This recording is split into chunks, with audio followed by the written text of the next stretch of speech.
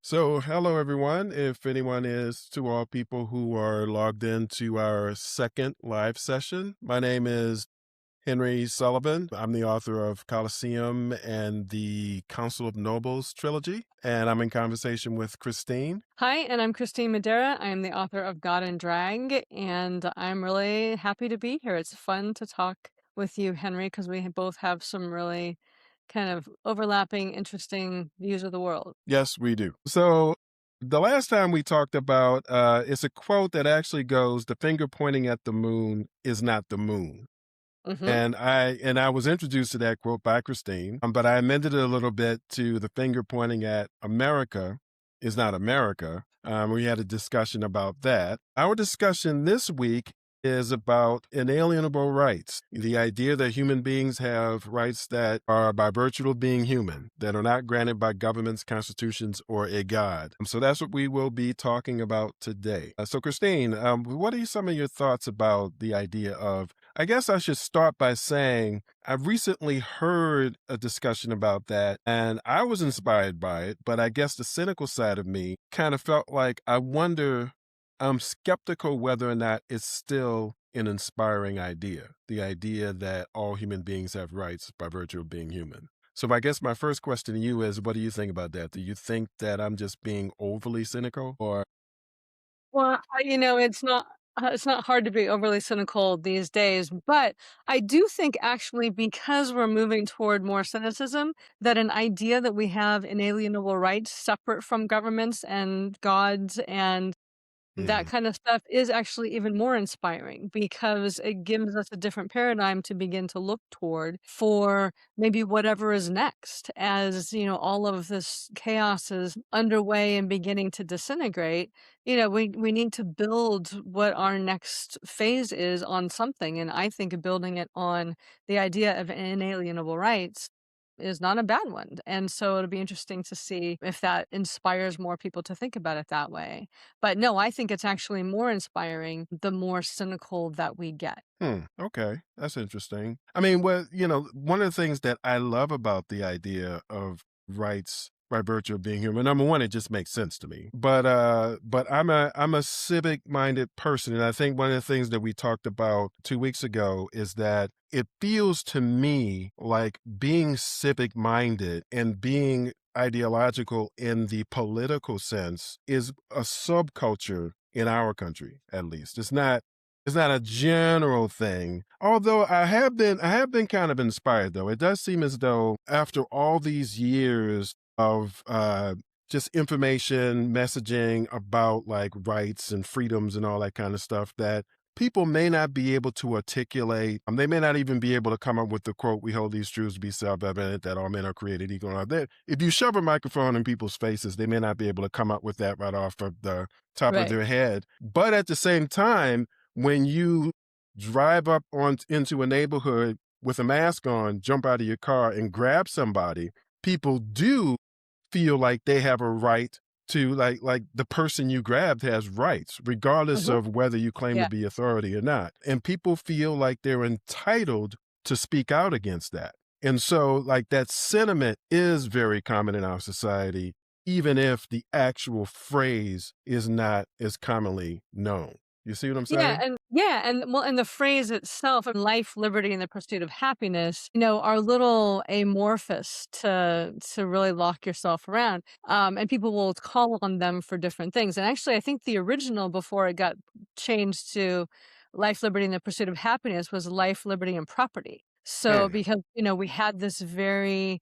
reactionary group of people who didn't want England to be able to take their property, and the property rights of kings were very specific, and the mhm. property rights of non-kings were to basically you served at the pleasure of the king.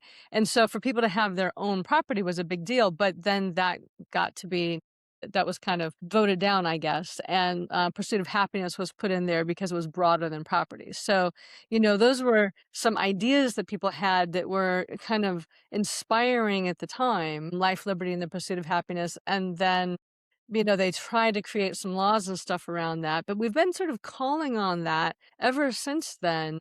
And we have different ideas, I think. We talk about America a lot, different ideas in America about what is life, what is liberty, and what is the pursuit of happiness. And so we kind of argue over what those rights are, even if we have a phrase. Well, I'm sort of smiling because that pursuit of happiness one to me is another reason why the having as a basis, we all have rights by virtue of being human makes sense as well. Because one person's happiness may actually be another person's, Hmm. So in other words, the thing that makes you happy might be obscene to somebody else.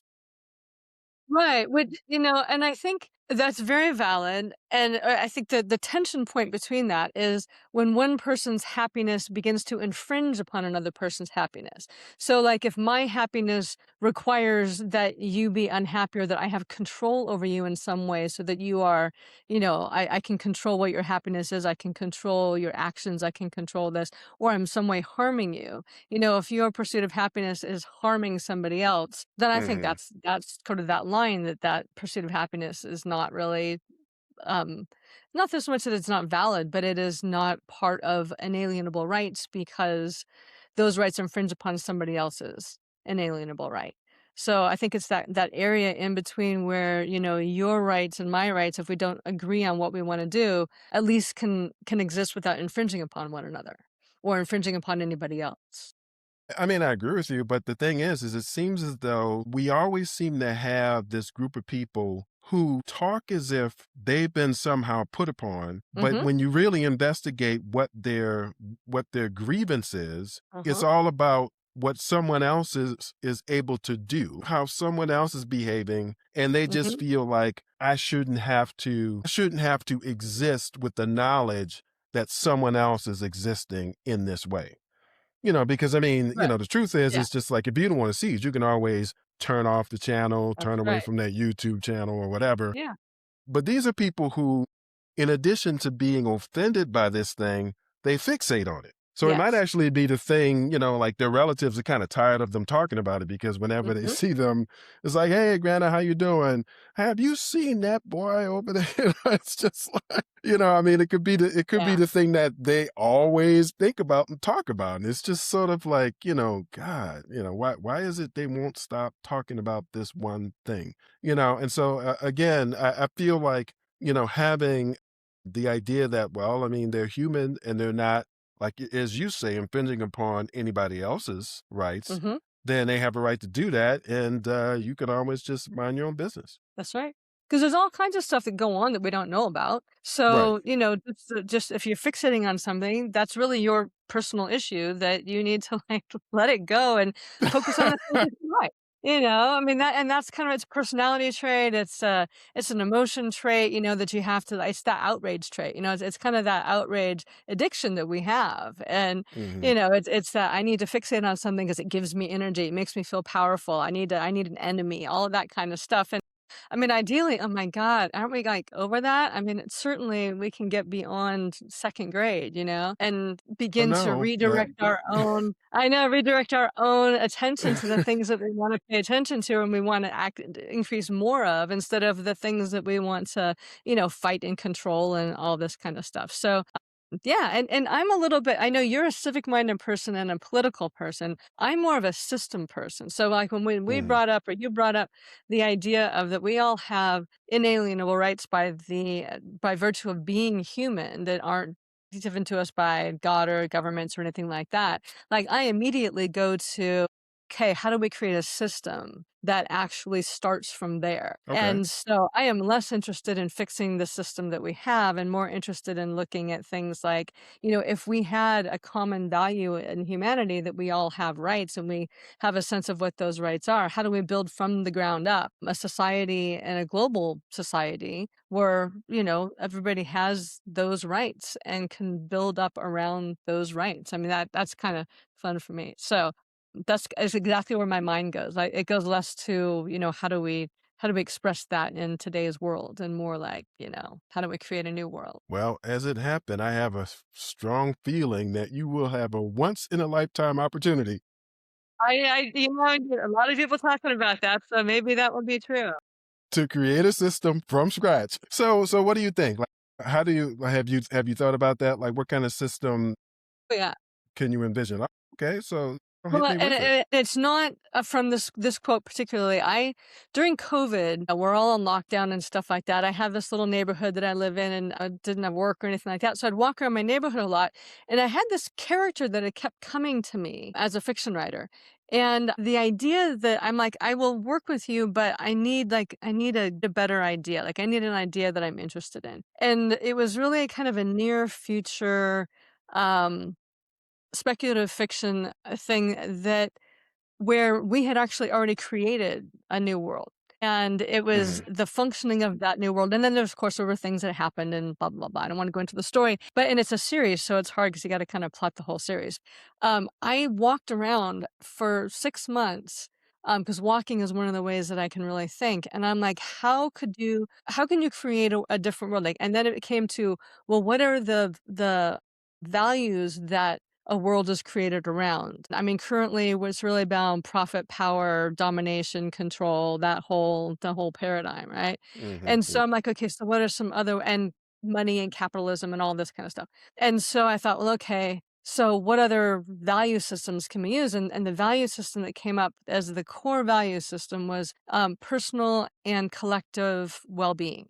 If we built a system around personal and collective well-being, and so then for the next 4 months, I'm walking around like, how would that work? What would that look like? How might that be? And how could that work as a global system without infringing upon anybody, that allows everybody to be fed, allows everybody to be housed, allows everybody to contribute, and allows everybody to be supported and give healthcare and all that kind of stuff. And I kind of created this fantasy world that was really kind of fun. And so hopefully at some point that series will come out and I can lay out my how this world unfolded for me as I was walking around. Because what I realized when I was doing that is, if the incentives that we have in a society and the values that power that society create the society that we have. And so our current values are really destroying us on many different ways. And if we had a new set of values and we were creating around that new set of values, what would happen if you actually create from a set of values intentionally, designing for not incorruptibility? Because our founders tried to design for incorruptibility, didn't really mhm. work, but for inspiring and incentivizing people to operate from their best self. So, when you say the values we currently have, would greed is good be a good example of a reflection of what you're seeing as the values that we currently have? You remember that, right? Greed is good? Oh, yeah, I remember that. Michael Douglas, yeah. Green is good.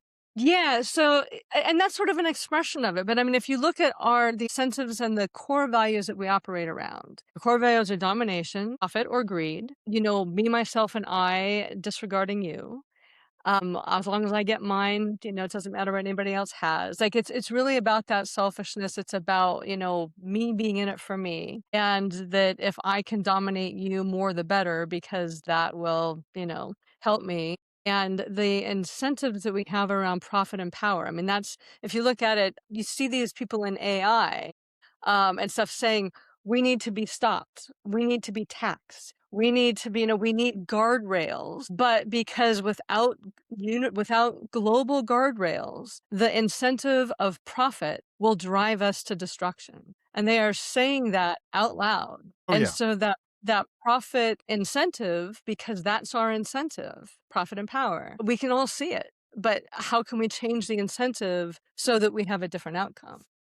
Now, how do you square that? I mean, I understand exactly what you're saying in terms of people in power, but how do you square that with what we're seeing in Minneapolis, where people are totally going out and sacrificing themselves for people Yeah. that they didn't necessarily know? How do you square the one with the other? Well, I think that that is the best of human nature. I mean, to me, that is when push comes to shove. And I live in Asheville, North Carolina. I Mm. was like ground zero for Hurricane Helene. Oh, And okay. so when we had no electricity, when we had no internet, when we have no phone service, when we had no water, all this stuff, like Mhm. everybody pitches in. Everybody brings forward that community spirit. Like everybody steps into that best version of themselves as good as they can in the moment, and things begin to work from there. Because I think that is the nature of the human spirit. But when we layer over that incentives like greed and profit and power, then you get people who are really interested in those incentives who create systems around that that drive more power and profit and that kind of stuff, domination to the smaller and smaller group of people. But the systems revolve around that. And so even in our everyday lives, our systems are designed to make us, need and want more money, need and want to beat other people out so that we have what we need. That sort of suppresses the best of human nature rather than allows the best of human nature. But in Minneapolis, when, we come into that place where we see our friends and our neighbors and are being terrorized basically, then we respond in that same way people did in the middle of tragedy here, is that like everything else falls away. Nobody asked here what your politics were. Nobody cared. It's that we have this problem and we're going to get together and solve this problem. And that's what they were doing in Minneapolis. That's what I think humanity is designed to do, is to come together as communities. But the systems that we're in drive our larger behaviors because of the way that they set us against each other. So, okay, I just want to make sure I'm understanding what you're saying. So it sounds like what you're saying is that on the one hand, you believe human beings are naturally inclined to be For the most part, yeah. good, exactly, to behave in good ways and be cooperative and compassionate and all that kind of stuff. But the system that we have constructed, or the system that we find ourselves in, is basically discouraging that natural inclination. Is that what you're saying? Yes. Okay. If we have if it and if you think about like incentives and how we incentivize things. Like if you think about the Super Bowl, so I would always every year for a while, and nobody paid any attention, would write a re-release article about how the Super Bowl is really a celebration of cooperation. Because even though we celebrate the competition, we have 4 hours of competition, and then you have to put a show in there. But we have hundreds of hours of cooperation within a Mhm. team be able to get to that level of competition. And we Mhm. kinda, like, poo-poo all of that. But you look at any business, you look at almost anything that we do, the military, all that, it is mostly, like, 95% cooperation and 5% competition. We've just elevated the competition to something that we revere, and we kinda poo-poo the cooperation as, like, woke or something. Some kind of, "Oh, no, we can't cooperate because, that's just not what we do." But almost everything is about cooperation. You can't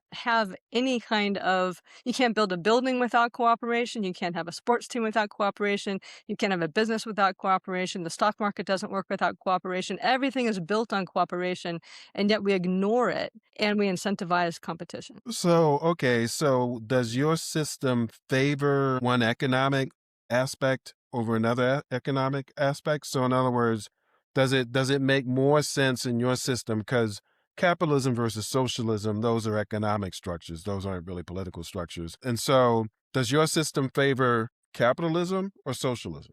I mean, those are Neither. the two that are No. neither. Oh my god, those are, like, so last century. Why do we even talk about those things? Good lord. We have so many better things. We have blockchain now. We could create all kinds of new stuff. You could have Okay. global voting via blockchain. You can have, no, this is really more like there's really not nations in the sense that we have nations. Like there might be Olympics or something, but there's not governance from top down. There's governance through what's called projects. So instead of having like an agricultural industry, there was this food project, and and it was all online basically, and it's a different internet than we have now. It's not full of bots, but it was like these projects would work with each other around from places from around the world and help to solve problems, because of course there's still climate change and all these adaptations that we need to make. And so these projects would begin to work together. So you got the transportation project working on how does transportation transportation work around the world in various different situations, and the Foods Project, and all these different kinds of things. And that those projects, because they are how the world is running, have their own elected leaders and work together in a similar way of like United Nations, but not quite like that. Because those projects are cooperative and you have to actually connect with other projects to get anything done. It is really a people up process. So there is hierarchy because you can't, like, not everybody can operate in every single decision, but you can have collective decision making if you have a blockchain type of technology where people are actually really interacting on what's happening in their lives on a regular basis versus every 2 years or every 4 years having an election. So this was really, and I have they operate, it's a long, involved sort of thing. So, but there was an idea that this guy whose name I can't remember was talking about, and other people have talked about it as too, as a time that if you work for your local community, so this is the basics of it. If you work for your local community, 10, 15, 20 hours a week, depending on what your local community required. And then within that, you got your housing, you got your education, you got your health care, you got all of your basic needs were met. And you had this time dividend to spend doing other things. So you might like another project that you wanted to do, and you can get other things, other forms of remuneration for these other projects. But you contribute to your community, all of your basic needs are met. You're involved in a couple of different projects. You can be more involved if you want to, less involved if you want to. But that, your interaction wasn't dictated from the top down or by, I have to earn this much of this to do this. It was more about community interaction, and I'm part of this community, and my needs are met because I am part of this community. And communities then kind of interlayer and become larger and larger so that they're more of an interlocking system. But everything is run really from the bottom up rather than the top down, and much more community oriented in terms of you being connected to your immediate physical community and also to the world through larger and other communities. I haven't really got it down to like a little sentence or a paragraph. I can explain it, but I'll work on that. Well, I have a couple of different ways of sort of tossing this idea around to see exactly what comes out of it. One thing that occurs to me is I'm just thinking about my own life. I grew up in New Orleans. I graduated from Xavier University at the end of the '80s. I went from there to Columbus, Ohio for law school for a year. Kind of envision your community thing in terms of that. So I guess I went from a university, a small Black university community, to an extremely large state university community, the Hmm. graduate school in that community. So I mean, I guess there is sort of still sort of holds true. But then, I hated law school because I'm an idealistic person.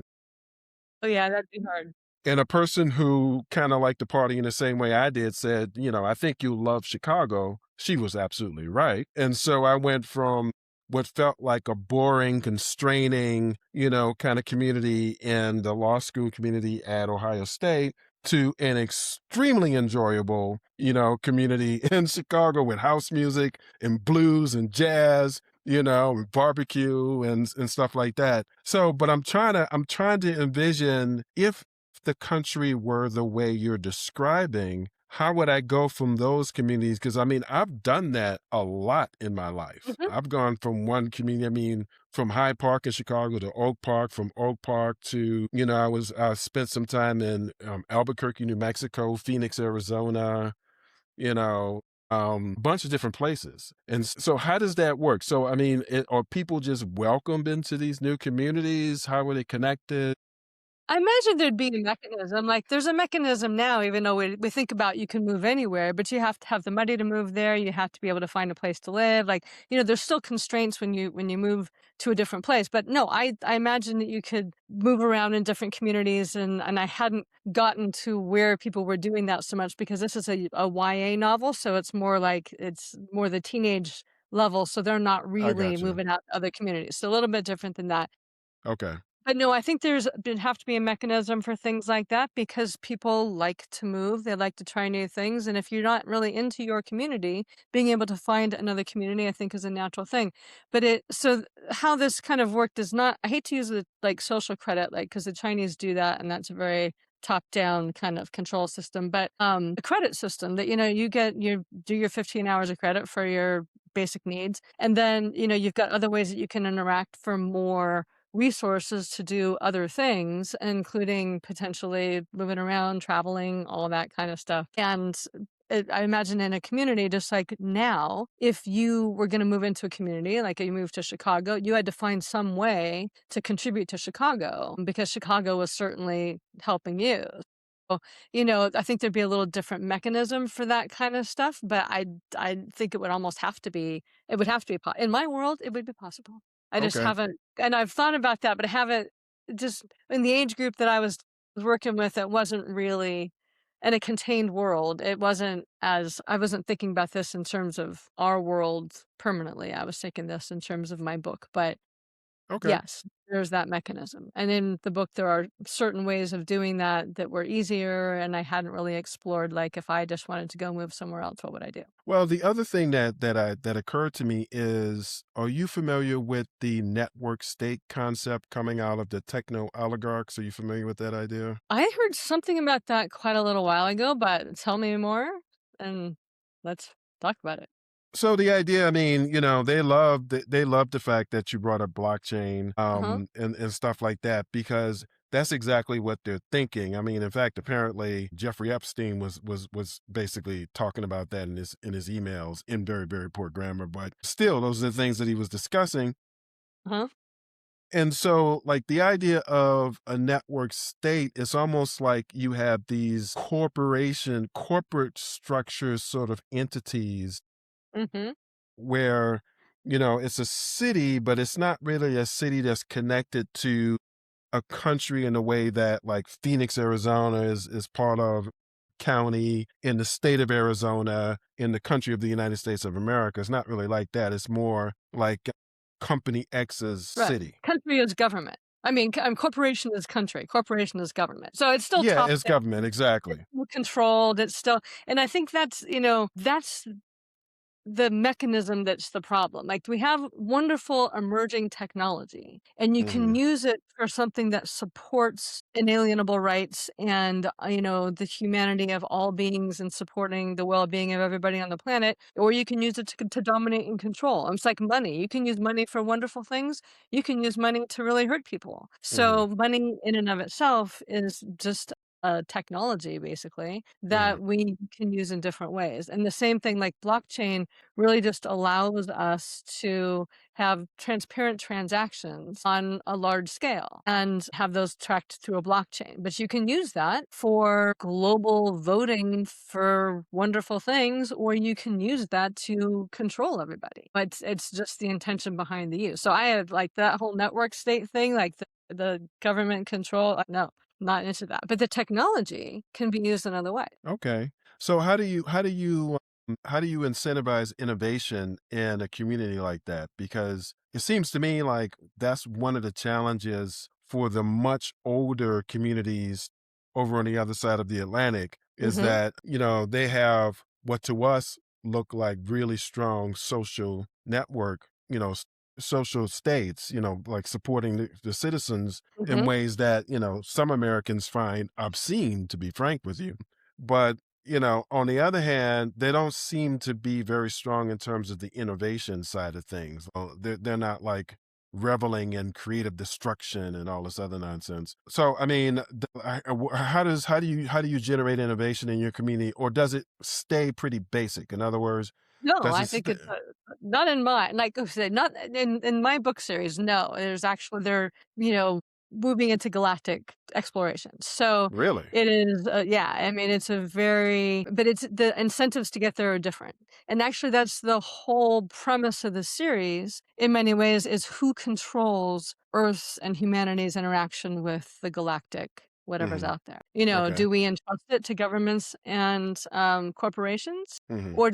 Or does that interaction, and if we do that, then is humanity in service to that? Like, do we just become like a company town for whatever's happening, galactically? Or is that something that actually is something that we all benefit from and cooperate with or contribute to and benefit from, and it represents and benefits all of us versus just a few. And that was the premise of the entire series, the tension between those two things. If we're interacting with space, is it humanity interacting, or is it actors on humanity who might have nefarious ideas? And so innovation in my little world is actually quite a bit of it is done through there's a particular platform. I'm not going to go into all that, but you can do it like a simulated manufacturing, and it's sort of a what do they call it? Open source. And Hmm. so different people have different projects, or different groups are working on different projects, and they can do quite a bit of that, you Hmm. know,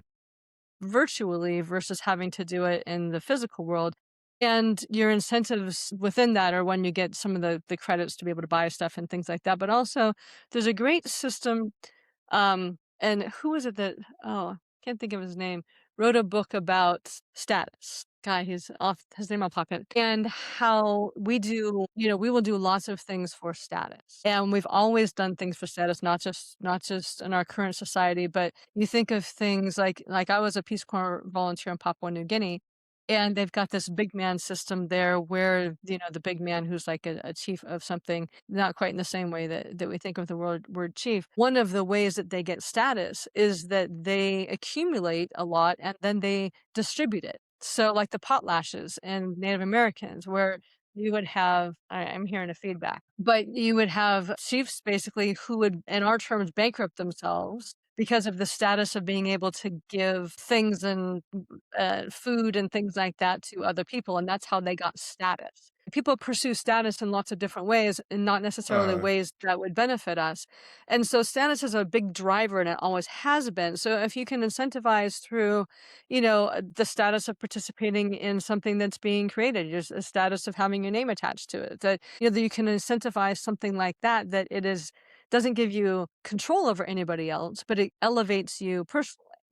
So that is one kind of incentive you can give to innovation. And then a lot of people, I mean, we're a creative species. We love to create. And so if you find your niche group and your niche interest in creating something, just the by virtue of being involved in that, that gives you something that you really enjoy doing that can also give you credits and things like that, but that drive innovation. So if you look at a lot of the stuff, look at YouTube. I mean, most of YouTube, before it became the platform everybody used to try to make money, it was this amazing platform of people doing creative things for fun and putting it out there, and just for fun and in sort of an interactive space. So I think we are highly creative, inventive beings.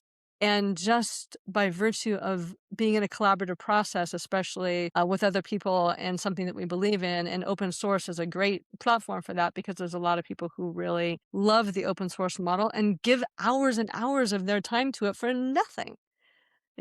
So we already have that internal incentive to create, but we may just not have the okay, I lost my train of thought there. So anyway, we've got this wonderful thing, and I mean, you're talking about Europe and things like that. Their incentives for creation maybe not as high as ours, because we've got a lot of ways, if you start a business, that you can not lose everything that you have. And so being able to drive your innovation in particular ways here is easier than driving your innovation in particular ways in over across the pond. So we get more people who are more innovative here just because of the way it's structured. well, it sounds to me like what you're saying is that in terms of money, in terms Mhm. of like, the resource that you need to live for the basics. So food, shelter, Mhm. transportation, the resource that you need for the Healthcare. Yeah. basics. It sounds to me like your system ties that to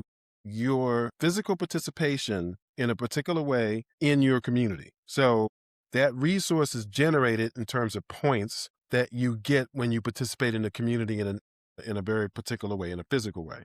So that's the one side of it, and then the other side of it, the creativity. So you kind of you've eliminated the rat race, Yeah. actually. Basically, yeah, because I don't like the rat race, so why would I wanna create that in a book? Yeah, you've eliminated the rat race, and so there isn't nearly as much of an incentive, like that dilemma that's being talked about nowadays, where there was a period when Wall Street banks and whatnot were going in and sort of, especially not so much the banks, especially not so much the hedge funds either, the consulting firms like Goldman Sachs and stuff like that were going to Ivy League schools and saying, yeah, I understand that you want to do good and help the world and we have all these problems, but we do that too, Mhm. and why not make a decent Make a lot of salary money for while that. Yeah, yeah. yeah, effective altruism, that type of thing, that Mhm. type of thinking, Yeah. and so, it sounds like what you're saying is if you sort of eliminate the stress and the tension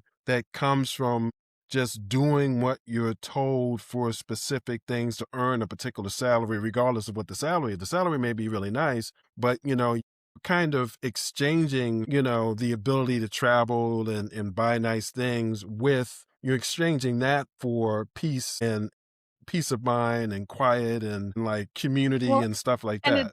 time dividend is the big one. So if you're Yeah. working for a Wall Street firm, you're probably working 60 hours a week, Or you're unless working your you're the ass top off. dog, Yeah. And so in my what do people really want? And when you listen to what people really like, ordinary people, not necessarily people who like have to have 10 Lamborghinis or whatever, but if you or all the power in the world, but if you listen to what people really want, they want time. They want time to spend with their friends. They want time to do what they want to do. And this whole drive of having to, make enough money right now, making enough money to have rent on an apartment. I mean, Mhm. these poor kids coming out of college that don't have any jobs. And so, and then these older people, like in our era of the greed is good, always going to the bigger house and the flashier stuff and, your status is in being able to have the better whatever than your neighbor has. If you can have a time dividend, like if you can have all of your needs met, and what I people talk about a universal basic income, but in my system, it's a universal basic standard of living that, every community has a different one because your standard of living starting out in one place is going to be, like in Right. rural India is probably going to be different than it is in, suburban Ohio or something. But within that system, you've got your universal basic standard of living and that's kind of the place that you start from and then you build on top of that. But if you have, I mean, and so you could potentially do your 15 hours a week, have your basic standard of living, and spend the rest of your time playing video games if you want to. But Mhm. most people are more interested in something else besides just laying around. They're into gardening or they're into some kind of hobby or they're into something that captivates their interest and they want to spend more time doing that kind of stuff than they would wanting to push some paper somewhere to be able to earn more money, to be able to, buy something so that they can do their hobby. So you sort of eliminate that 10 steps from here to here. Okay. I mean, I guess what I'm sort of imagining though, like if you can get I think people are actually experimenting with communities like that right They are. now. I mean, Yeah, but they are. their motivations may be very different from your motivation though.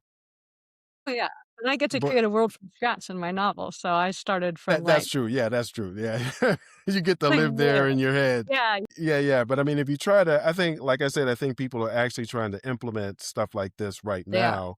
Yeah. And, I'm just trying to imagine with a situation like that, if you manage to do it in some small town and in almost I mean, every state in the US has small towns. So it doesn't really matter which state, as long as it's a small town that's sort of isolated from the metropolitan areas. What you could wind up with is a little community, fewer than 10,000 people or something like that. All of the really advanced stuff that you want, that someone in your community might want would actually be stuff that you have to import from other places. Mhm. So, I mean, are you saying that you can create this little community and have this, be technologically sustainable? Or you sort of accept that reality that you're sort of trading off one thing for the other in a way? Well, so in my little world, the whole world has moved to this system. There was like a global blockchain vote and everybody voted to move to this system. And so it's sort of everything moved at the same time. And then they created that from the ground up. So a little bit different than trying to drop that down, into our system as we have now as an isolated community. Do you remember this thing that happened? I think this was around 2015 when there was I think it was a dress. And the whole question was, is the dress blue or is it Uh-huh. green? Yeah, we were gold, I think. Is blue or Well, gold. yeah, but, Yeah. like, within, like, a couple of Mhm. hours, this controversy and it became clear that some people are gonna see one color and other people are gonna see another color, and that's a really Yeah. basic thing. So, the Yeah. idea that all these different parts of the world are gonna agree to do one thing. Well, so it was less about everybody doing the same thing and more about switching from a system of governments and corporations and top-down power to communities and interconnection and bottom-up power. Like there was choosing between two different structural systems. Does So, that but the way follow that does that follow a catastrophe? Like, does that follow something where it follows a critical incident, but not necessarily like it's not like, there's an apocalypse and this happens. okay, It's more there's a critical incident and there's the ability to make this change, and so and the critical incident has actually changed, so I would need to organize that critical incident a little bit differently. okay. But it is, like right now we all operate on the money financial system. The whole world operates on it, right? And so if you switch that out to operating from a different system, all of a sudden everything has to change. But every different area is gonna have to implement it their own way. So it really takes it from we all have to adhere to this financial system to, we're all gonna be community based and it's gonna be something that we you create individually. So it's actually, gives you, in my view, a lot more freedom and a lot more ways to build something up from one community to another, one ethnic group to another ethnic group, one religion to another religion, to, do it more individually than right now where we're very homogeneously connected to the financial system. Well, the funny thing about the war, and I know that might be a strange transition, is that what is revealing is Uh-huh. that we were living in more similar ways than at least I realized. Like, I had no idea there were so many digital nomads in Dubai, Mhm. or Riyadh, or, I mean, I had no idea that they were out there. And I mean, to the point where they're living in ways that are similar enough to Europe and the United States that when the bombs start coming, they're just like, "Hey, what's that?" And they pull out their phone and they're like showing that stuff. Uh-huh. "Did you see that?" And it's just like, "Oh my God, I just heard an explosion." I mean, and so, it's just fascinating to me how even though we do have I mean, the systems all have different names. So the assumption is that in the Holy Land, you have these theocracies. And of course, you have the Islamic Republic of Iran. So that is a very clear theocracy. You wouldn't necessarily assume that Saudi Arabia would have some cities at Alright, you've least where frozen people on are me. living. Since Tehran is in the news, I think YouTube is sending me more videos where people that you may not expect or have these headlines of "I'm in Tehran." Like I saw a video. There's a black guy who did some about a year ago. Mhm. And so I guess on the one hand, I think the idea that like the world would never agree to sort of have a similar sort of system kind of is belied by the reality that if you look around the world, you'll see very similar systems all over the place. We just don't think of it that way. Cell phone technology, the way people are using cell phones, like you said, YouTube used to be a place where people just kind of posted all kind of stuff for fun, and now people have figured out ways to make money from posting things on YouTube. But at the same time, that's a global market in a lot of ways. Well, so define the world then. I mean, that's I think where it breaks down. The world as in the governmental world would never agree to that. Right. But look at that, we are all using cell phones. We are all using similar apps. I mean, there's infrastructure that has been built that we can Hmm. connect with Hmm. and we can create from that are There's a certain independent of the governmental structure. So, I mean, if you think about it, there's already all kinds of interoper systems in place that interoperability. Yes, it's already yeah, there. there's some systems in place that we could build on to create something that is much more, I don't wanna say democratized in the governmental system, but much more, democratized in the sense that we as individual humans can work together and play together and contribute to one another outside of the governmental structures that dictate our lives from country to country. Hmm. Fascinating. Okay. Yeah. I mean, I just think there's a couple of cards that if they got pulled might really change things, you know? So mhm. I have no idea. And this, the whole thing you're talking about theocracies, or is something that came out of my YouTube today, kind of out of the blue, as those things do, that was talking about how, the Great War. And so all the Abrahamic religions, Christianity, Islam, and Judaism, and how all of their apocalyptic end stories are converging, at this time, and that there are powerful forces who are really trying to live out the story, like the Armageddon story. Oh, yeah, And yeah, yeah. Oh, and absolutely. they're My in charge, they're the one. And so if they're in charge, they're driving all of the global resources to live out this story, whether the rest of us want to participate in that or not. that is And correct. so it's just like, to me, we're really learning that most of what's going on is not for our benefit. It is we're living for the benefit of the small group of people who are trying to control resources and everything and don't really care if you live or die. That's And right. so, how then do we, as human beings in this collective humanity, say no? And I think there's, I mean, one that's kind of sowing the seeds of its own destruction, but I think we have a lot of infrastructure that if we did end up saying no, we've got a lot of things already laid down where we can begin to connect and say yes and create in different ways. Now, it'd probably be pretty messy. I like my way better, but I mean, so this brings me back to my initial cynicism, which is I am absolutely amazed by how Mike Huckabee and a very small number of people, Pete Hegseth, and so on, how they can have, I mean, like you said, they're basically living out their fantasy. Now their fantasy happens to be Mhm. very destructive and so Yeah. on, but I mean, they're doing it. They're living it out. They're in the position, the power to basically make it Yeah. happen. Like billions of people around the world are just kind of like, huh, what? Just sort of dealing with it. And I mean, I think part Well, of it kinda held is what's that? Wait, what's but that? held hostage by it. I mean, because individually we can't really do much, so we're kinda held hostage to the situations that we're in now. Some of us are watching it from afar, and some people are deep in it, so it's, all of that. But yes, I'm sorry, go ahead. Well, the thing is I mean, it's like it's such a small number of people. I just don't get why you have these governments who were just like, well, is this legal? I don't know. Is it legal? Well, he says it's legal. We have to take this to court, blah, blah, blah. As opposed to, hell no. Right, right. No, we're not doing that. I just don't understand. It seems to me the only people who have like the gumption to actually just put their foot down are the people who want the bad things, where they're just like, no, I am going to, what the?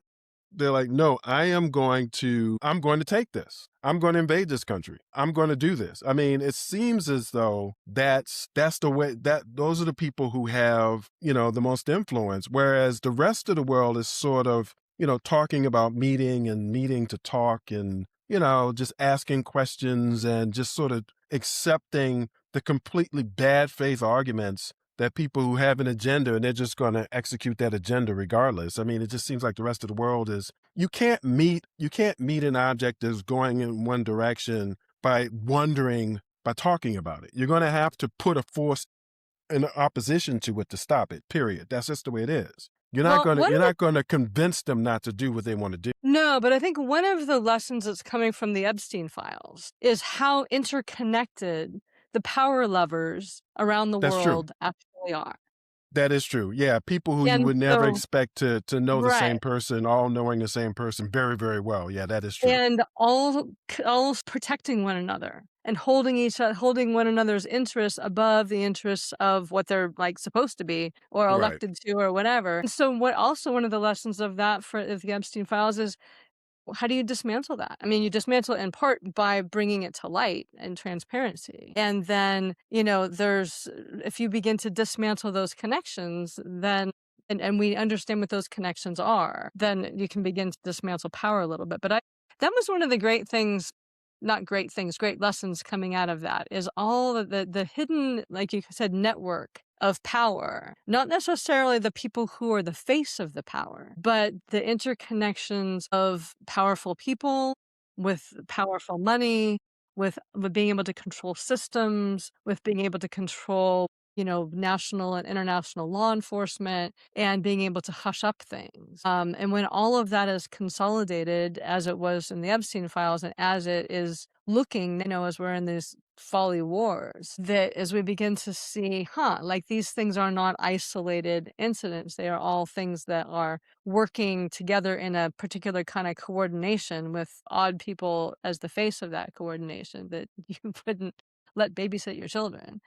As we begin to see that and lose our reverence for power because we can see how it's being exploited and exploitative, I think that's where we're able to better say no. Well, I mean, I don't know. I just feel like the only way that we're going to stop this train is a stubborn SOB is going to say, hell no, and just keep saying it over and over again, rally a bunch of people behind him or her, and then just do what needs to be done to stop them. That's what I personally believe.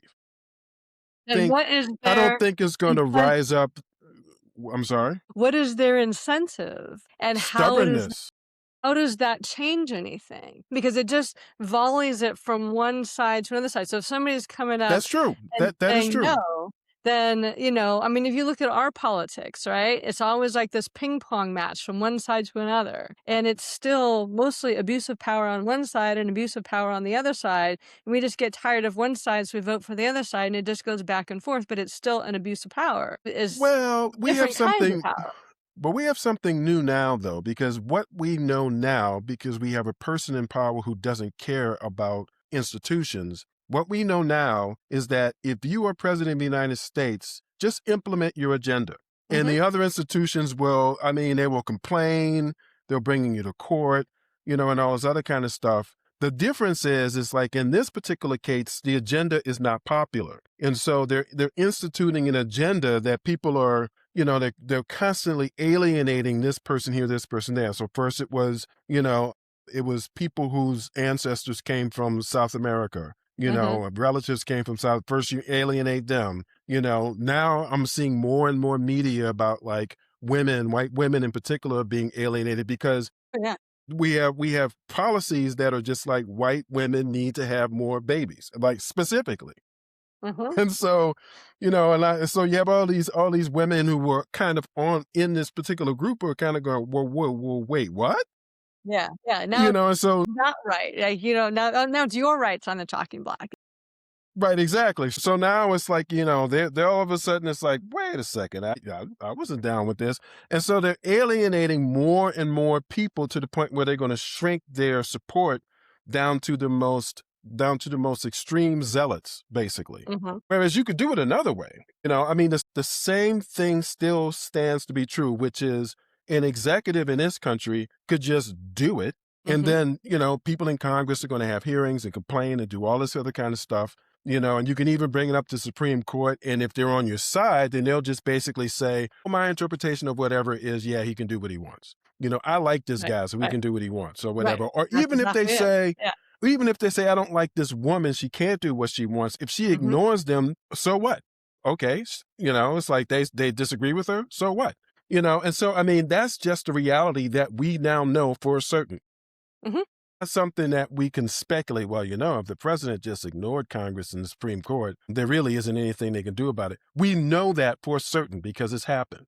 And so Right. now So it's to at the your point. point so Well, so that if you had the person that came back who was really stubborn, who was gonna take down the current situation, they would have all of that foundation of new executive power to be able to do something of their own that might just do the same thing on the other side. So, yeah, but it might be very popular. There are certain things that are actually not um, not uh, uh, not partisan. I mean, they're not partisan at all. I mean, taxing billionaires is not a partisan issue. no, regardless but of what they regardless of yeah, what people say right. in response to YouTube shorts, it's not a partisan issue. It's a 80-20 issue, And I mean, the same thing is true with so many things. And so if you have a person who runs with a steadfast commitment, and I can Mhm. I can envision two specific things, taxing billionaires is one. Mhm. If that person runs on that and basically makes it clear, I'm going to implement this, period. Mhm. It kind of acts as if the situation we're in now is true, which is Congress is irrelevant, the Supreme Court is irrelevant. I think that person would be hard to beat, to be honest with you. Now, I agree with you that is not a system that's great because Uh-huh. you're basically going to lurch from one, set of policies to the other. And it's not quite the same as before where we would lurch because at least people pretended that the That's the laws thing, yeah, mattered. the gloves are off now, yeah. Yeah, all the gloves are off now, and so, but at the same time, again, going back to what I was saying, the forces now are determined. They are determined. They're not necessarily organized because Christian nationalists and Christian Zionists don't agree. So they're not exactly organized, but they are determined. Mhm. They don't have to be in a majority to basically move things in a particular direction. I mean, we're Yeah, at war and control the people are levers of just power. Yeah. yeah, and people are like, I don't know, why are we at war? What do you mean, why are we at war? Look who's in charge.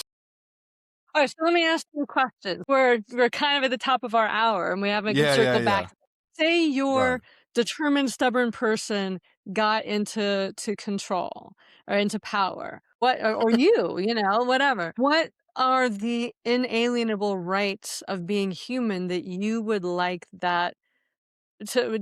to see honored in by that person or Well, that system? basically, again, I love the idea.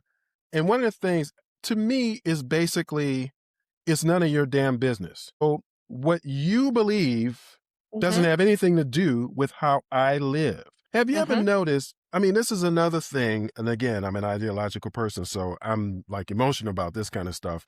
But to me, it hasn't really seemed as though there've been, a red blue kind of divide. It seems to me the divide has actually been people who really care about other people's business and mhm. everybody else who just Right, doesn't want to be bothered. yeah. I mean, because it's like, why is it your business how this person dresses? Why is it your business who they, are partnered with? Why is it your business, Mhm, whether or not the government supports them or not? I mean, why is that your business? I just, and to me, that's the basic idea. And I think you can really cut through a lot of this BS just mhm, by basically saying, well, is this really your business? Is this woman's need to have an abortion really your business? No, it's mhm. not. It's not your business, And to me, that's it's simple. It's not really Right, complicated. okay. And what else? Or what else? Yeah. Because okay, so let's look at some of the other rights that people have talked about. Because, I mean, people have asked me about American rights, and I'm like, "Well, your fundamental right in America is the right to fail." Because we just don't have much of a safety net, and, there's not you can aspire all you want, but there's not much there that's gonna catch you, Yeah, but and doesn't it strike you as odd how we can spend $1 billion a day bombing another country, but we don't totally. have Yeah, much of a no, safety totally. net? So yeah, no, I'm with you on that one. So, but what I'm looking at as inalienable human rights are things like, do we have a right to clean air? Do we have a right to clean water? Do we have a right to the things that we need in order to thrive? And do we have a right, we talk about healthcare, we talk about Right. these kinds of things, and within our current system, you only have the right to what you have the money to pay for. You don't Yeah. have any real rights, right? So, Right. when you're talking about inalienable rights, by virtue of being human, Hmm.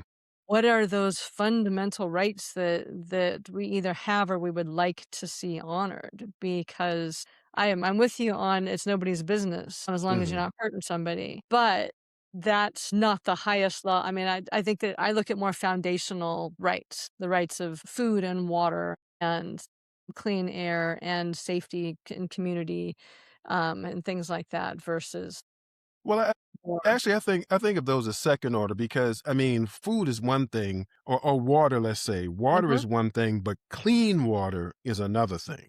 I mean, water is just there, but the question of whether or not the water will be clean actually is connected to the question of whether or not you should have like a manufacturing plant up the river mhm, or just dumping chemicals into the right, water so that it comes downstream and dirties your water. I mean, so that's to me that's not a first order question. That's getting more into the complexity of governance today. But that's kind of where I was those are the type of issues I had in mind in terms of well, going back to your imaginary world and your system, like how do you deal with those types of things in that system? It sounds like in that system you're not going to have a manufacturing plant up the river dumping chemicals into the water. Right, and I think yours like, our cause and effects are different. So, your cause and effect is if it's nobody's business that, of what you do, there's not gonna be or if you can't infringe upon somebody, there won't be, a manufacturing plant that's gonna dirty your clean water. And mine is, if clean water is an actual right, then the way that we organize our manufacturing would be to sustain and improve clean water. You So know, it's a I wish that we could assume that everybody would agree. If you watch cable news, people will say things like, "We can all agree that we should all have clean water." When the fact is that that's not something that we all agree about. And I see three categories at least. You have people like you who assume that clean water is a fundamental right. You have people who I'm not really convinced that they necessarily feel like water should be dirty. I mean, because that's just nonsensical. But they kind of feel like there's almost like their position is really in opposition to your position. You know what I'm mhm, saying? So it's not like they think that water should be dirty. They just don't like your statement that clean water is a right, is a fundamental right. And mhm, then there's the bigger group of people. Well, what I think of as the biggest group of people are people who don't really see that is in the realm of governance, civics, politics. I mean, they react to whatever the consequences are on the ground. So if the water gets dirty and they start getting affected by it, then they react to that. But, it's very difficult to connect the future, whether or mhm. not the water is going to be clean or dirty, to a decision, a political decision today to that type of person. And I think that's actually the biggest group of Well, and people that's the group that, that whole manufactured division is maintaining because it's all about reacting to what's happening in the moment in the versus moment. Yeah, how do we exactly. Right. look at, how Yeah, do we look at this, exactly. like, for me, from a system level? Exactly. Because you can't and that's one thing I really learned, like, during Hurricane Helene is a real appreciation even for our local systems and how, how the water system actually worked and how the water system worked here as connected to other water systems in the area and how, Mhm. all of the different systems have to work together in order to sustain anything. That you like, nothing is really in isolation, and we're not taught that, we don't really think about that, we're really react like you say, react to, "Well, this is a problem," like Flint, Michigan. This is the water in Flint is a problem, and there was this kinda corruption that created that problem. That's the only, place that it is, and we have to fight that problem, versus it being, a system of corruption and greed and really dismissing the importance of the water supply for people because of the community that they live in. And so it's not a system issue. It's oh, those people in Flint, Michigan did something bad and something's wrong. And it's not divorced from this is the incentive within the system to disregard clean water for people in different communities. We have a large group of people that react to things because it's right in their face and they haven't really looked at things from a holistic perspective. And you've got people who wanted like me who think clean water should be like a universal value and people who react against it because and I think they react against it because, oh, that's gonna cost me something. That's I gonna require like I'm it's gonna use my tax dollars. It's gonna use it to give something to somebody else. And, we react to it on a resource level I have a rather hard than time ascribing any kind of rationality to those people. They just seem to be curmudgeons, I swear. I really, I mean, they're always there. They're always there for whatever it is. They're always there for like,